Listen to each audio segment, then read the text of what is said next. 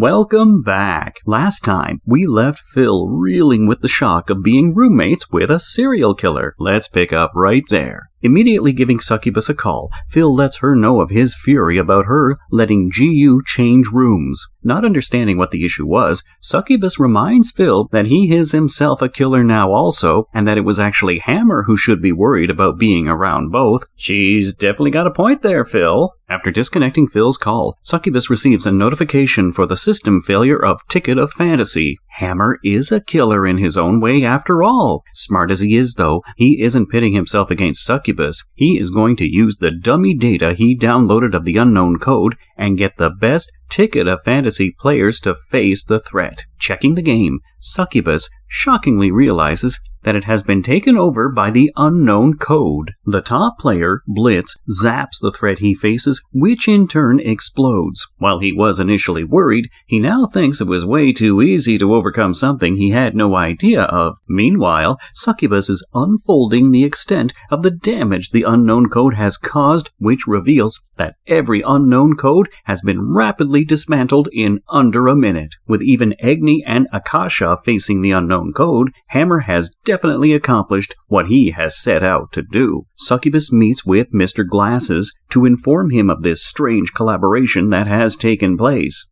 Oh, Mr. Glasses finally has a name.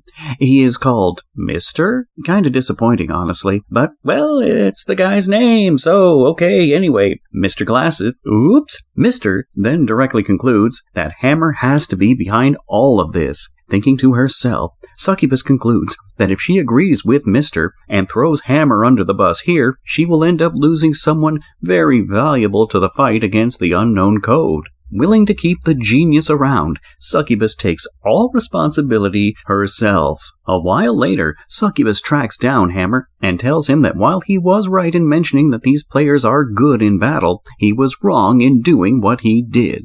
She explains that he basically just pushed them into a dangerous life which could in fact end very badly if they choose to be forcers. Surprised at being caught so soon, Hammer is a little sad at being reprimanded, but he also knows that sometimes people need a bit of a nudge to accept the life of a hero. Meanwhile, proving Hammer right, Blitz, Agni, and Akasha all agree to Mr.'s offer of becoming forcers, hearing that the fortress will take care of their food and living expenses. I'm very curious to see them in action in their missions already. Elsewhere, GU is wandering around, thinking about the nanomachine in him not letting him go wherever he wants to.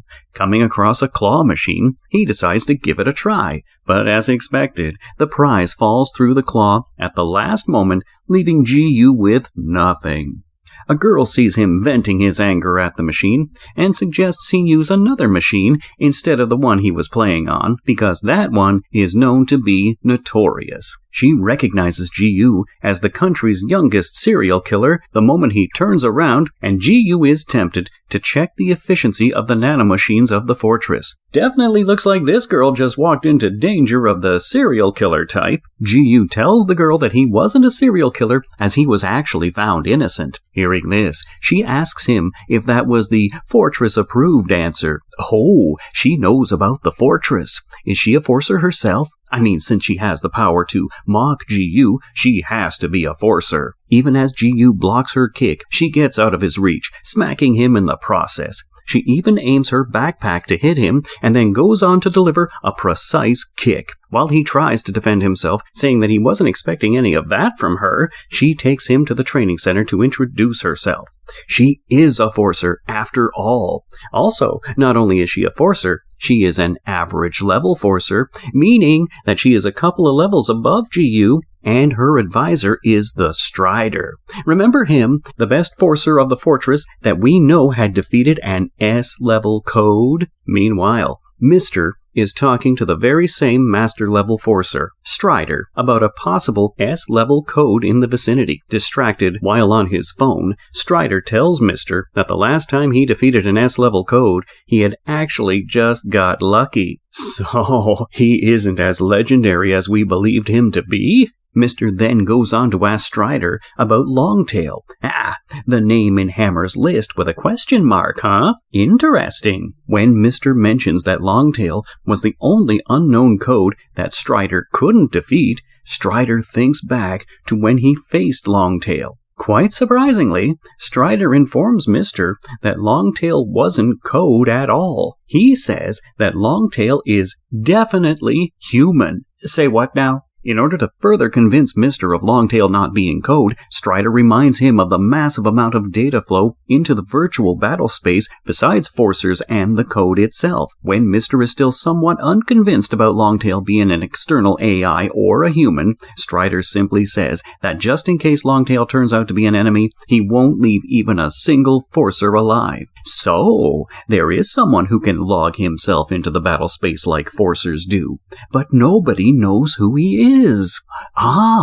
Explains the question mark, honestly. Meanwhile, determined to drive his bike, Phil putters along at a speed that is surely criminal for a bike like that. Safety first, I guess. Elsewhere, a heating company employee, Mi-sun, leaves the house of an old man, Mr. Hasun Park, after installing a heating system in his house under their welfare scheme. Once back at her office, she is told off by her boss for including the old man under the welfare scheme, even after having told her that he wasn't eligible. Apparently, the old man had kids who should take his responsibility. In the evening, she vents to a friend about her boss and says that kids who cannot be bothered to look after their father aren't of any use to the old man who would have spent a harsh winter without the heating system she set up for him. Does anyone feel like Mi-sun is going to turn out to be related to the old man? When Mi-sun checks her phone for the status of the heating system she installed earlier that day, she is shocked to see that the temperature was rapidly rising to mimic a horrible summer. At about 42 degrees Celsius, the man was bound to be way too toasty for comfort. Rushing to help the old man, Mi-sun tries flagging down a cab but to no avail. She then notices Phil and his super slow bike. Oh god, this is an emergency! While Mi-sun requests Phil to hurry, she is also thinking if there was an issue with their cloud systems for the temperature to have risen this badly. Hearing this, Phil thinks of whether there was a possibility that the malfunction was due to the unknown code instead. This gives him enough motivation to step on it and ensure Mi-sun gets there in time. Once at the residence of Mr. Park, Mi-sun gets off Phil's bike and thanks him. With lingering doubts about the unknown code being involved, Phil picks up a hacking grenade from his bike and rushes to follow Mi-sun. Okay, so a hacking grenade is something to help with logging into the code when it takes control of a device that doesn't have a USB port, like, say, a rice cooker, or, more importantly, the heating system that was currently baking Mr. Park's apartment. Reaching the right floor, Phil sees that Mi-sun had been unable to open the door of the apartment. When she turns to ask for his help to get the door open, he knocks her unconscious instead. Probably better not to encounter the code and know anything about the fortress. Smashing open the door, Phil sees that Mr. Park has not yet woken up despite the temperature now at an extremely high 53 degrees Celsius. Just then, the TV switches on to the evening news, where the deaths of 2 people due to a heating malfunction is being reported. Phil quickly calls the chief and asks him to log in. Placing an unconscious Mr. Park outside next to the unconscious Mi-sun, Phil then deploys the hacking grenade. While he thinks to locate a link chair for himself, he realizes the code's presence in the walls of the apartment building. A wild, screeching sound is followed by the revival of Phil's unconscious companions along with the other occupants of the building, all of them having the same gleaming eyes that come with the code. Phil's intentions to save Mi-sun and Mr. Park were noble, but it seems like it's all down the drain now. Meanwhile, the chief logs into the virtual space to land in a board game. Succubus promises full support to tackle this B-level Riddler. She also assures him that Fortress agents have been dispatched to Phil's location. Proceeding with the board game like Riddler, the chief is made to roll the dice that will decide his next move. On rolling a 5, the chief is to face a knight. If the chief can solve the riddle posed by the knight, he will be able to move ahead 5 spaces in the Riddler. The chief has to be able to answer which knight on King Arthur's Round Table was known to have defeated his enemies with a wooden stick, right? Since Succubus promised full support, she provides the answer to the chief, which lets him advance in the game with the Riddler. While the chief is already annoyed about this not being an actual battle, the Riddler promises that the level of difficulty will increase further. Let's see how much of a general knowledge test this guy can be. Yeah? Meanwhile, Phil has locked himself inside Mr. Park's hot-as-an-oven apartment in an attempt to save himself from the code-infested people outside. But at 60 degrees Celsius, Phil needs all the help he can get to get out of there alive. But when he calls out for help, Phil realizes that not even the security guard outside is has been spared by the code. Crap indeed. While the chief faces a brain teaser, Phil has almost no time left with code-infested people breaking in the door of the apartment and the temperature in the room continuing to climb. At the last possible moment, Hammer helps the chief with the answer, and at the same time,